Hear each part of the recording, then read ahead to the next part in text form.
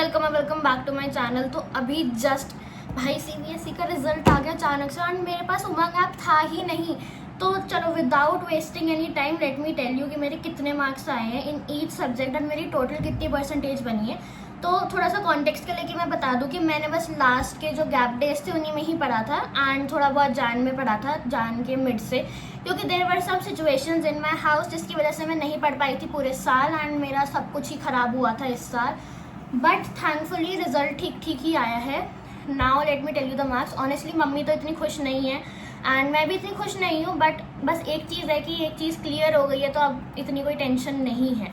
चलो मैं तुमको अपने मार्क्स बताती हूँ, क्योंकि भाई आज सुबह से 3 दिन से इतना स्ट्रेस हो रखे हैं ना कि कब आएगा रिजल्ट, कब आएगा रिजल्ट, कब आएगा रिजल्ट। फाइनली रिजल्ट आ चुका है and let me tell you. तो देखो, सबसे पहले मैं तुमको अपने सबसे ज़्यादा मार्क्स बताती हूँ। सबसे ज़्यादा मेरे आए हैं इंग्लिश में, जो कि है 95 आउट ऑफ 100। सारे मार्क्स में 100 में से ही बताऊँगी तुमको, ऑब्वियसली, क्योंकि उसी में से परसेंटेज कैलकुलेट हुई थी। तो सबसे पहले इंग्लिश में I scored 95 out of 100। Okay ठीक है, जिस हिसाब से इंग्लिश तो मैंने पढ़ा था उस हिसाब से ठीक आ गए। In physical education I scored 93 out of 100। ये दोनों मैंने खुद से ही पढ़े थे सब्जेक्ट्स।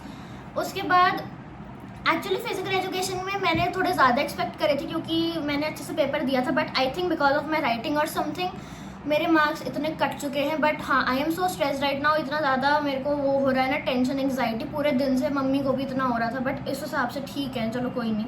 एंड उसके बाद मैं बताती हूँ तुमको केमिस्ट्री में मैंने पूरी सेल्फ स्टडी करी थी, एंड जो वो आशु सर है उनसे पढ़ा था लास्ट में।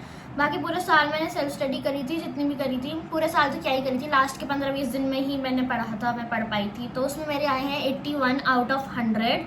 उसके बाद मेरा अगला जो सब्जेक्ट है जिसमें मेरे ठीक मार्क्स आए हैं वो है फिज़िक्स में I only scored 73 out of 100।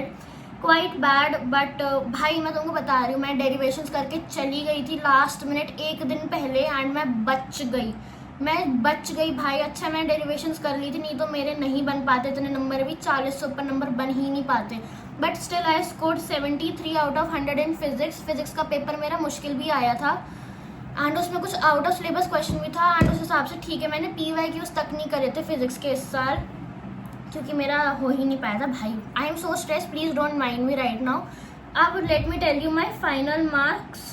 Maths में आई स्कोर्ड 68। नाउ अब मैं तुमको बताती हूँ कि मैथ्स में क्या हुआ। देखो, मैथ्स में मेरी ट्यूशन लगी थी लास्ट के 2 महीने में, एंड सर बहुत ही बेकार सर मिले मुझे, not good teacher at all. उन्होंने NCERT ही इतनी मुश्किल से ख़त्म करवाई थी पेपर के 3 दिन पहले, तो मतलब मैं क्या ही बोलूँ। फिजिक्स में भी मेरे एक सर थे, लास्ट के एक महीना ही, 1.5 महीना, मतलब वही जितना मैं तुमको बता रही हूँ उतना ही मैंने पढ़ा था। उन्होंने मेरी NCERT भी अच्छे से करवा दी थी, एंड कुछ एक्स्ट्रा क्वेश्चंस भी अच्छे से, सब कुछ मतलब उन्होंने करवा दिया था, टू द पॉइंट कि हाँ मैं क्वेश्चन अटेम्प्ट करने लायक हो जाऊँ, क्योंकि मेरा पूरे साल कुछ भी नहीं हो रखा था, लाइक लिटरली कुछ भी नहीं हो रखा था। तो इसलिए मेरे फिजिक्स में 73 आ गए, बट मैथ्स में ओनली स्कोर्ड 68। मैथ्स वाले सर को बोलते रह गई मैं, इतना मैंने बोला कि हम PYQs करवा दो, but he was just focusing on increasing his classes. अपनी क्लासेस कैसे बढ़ाऊँ मैं, फटाफट अपना पैसा वैसा लो और चलो यहाँ से, बस यही था उनका। तो इतना टाइम वेस्ट भी करते थे वो, बट एनीवेज क्या कर सकते हैं, छोड़ो परे। उसके बाद these are all my marks. मैं तुमको फिर से बता देती हूँ। इंग्लिश में 95, PE में 93, मैथ्स में 68, फिजिक्स में 73, केमिस्ट्री में 81 आउट ऑफ 100, एंड मेरी परसेंटेज जाके बैठ रही है 82% ओनली। एंड या आई स्कोर 410 आउट ऑफ 500। मेरे पास 5 ही सब्जेक्ट थे और कोई एक्स्ट्रा सब्जेक्ट भी नहीं था कि उससे रिप्लेस होकर परसेंटेज बढ़ जाती। मेरे पास 5 ही सब्जेक्ट थे, एंड या आई स्कोर्ड 82% इन 12th।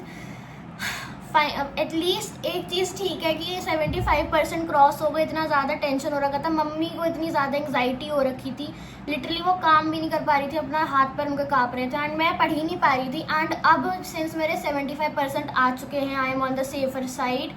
अब मैं CUET का पेपर नहीं दूंगी। सुबह से मैं उसका पढ़ने की कोशिश कर रही थी, and I was not able to study at all. अब मैं डायरेक्ट सिर्फ JEE की प्रिपरेशन अपनी वापस से रिज्यूम करूँगी, एंड या let's hope for the best. CUET इस साल अब मैं नहीं दूंगी, एंड सिर्फ JEE पे फोकस करूँगी। अगर मेरा अगले साल कुछ ऊंच नीच हो जाता है तो अगले साल मैं CUET दूंगी।